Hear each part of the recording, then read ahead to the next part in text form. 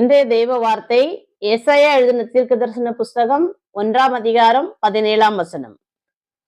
நன்மை செய்ய படியுங்கள், நியாயத்தை தேடுங்கள், ஒடுக்கப்பட்டவர்களை ஆதரித்து திக்கற்ற பிள்ளைகளின் நியாயத்தையும் விதவைகளின் வழக்கையும் விசாரியுங்கள். எப்பவுமே ஒரு ஆசீர்வாதமான வசனத்தை மட்டுமே பார்த்துட்டு போயிடக்கூடாது. பைபிள்ல மேலோட்டமா இப்படிப்பட்ட வசனங்களே நாம பார்க்கணும். நம்ம செய்ய வேண்டியது என்னன்றத தீர்க்கமா இந்த தீர்க்கதரிசி சொல்லியிருக்கிறார். என்ன சொல்றாருன்னா, நன்மை செய்யணும், அடுத்தது நியாயத்தை தேடணும், அடுத்தது ஒடுக்கப்பட்டவர்களை ஆதரிக்கணும், திக்கற்ற பிள்ளைகளுக்கு நியாயம் செய்யணும், விதவைகளின் வழக்கை விசாரிக்கணும். இதை செய்பவர்கள் கர்த்தரை பின்பற்றும் மக்களாக இருப்பார்கள். இதை நாம் செய்யும் போது ஆட்டோமேட்டிக்கா நமக்கு வர வேண்டிய பிளஸிங் நமக்கு வந்து சேரும். ஆகவே இதை செய்யுங்கள். கர்த்தர் உங்களை ஆசீர்வதிப்பாராக. Have a nice day. God bless.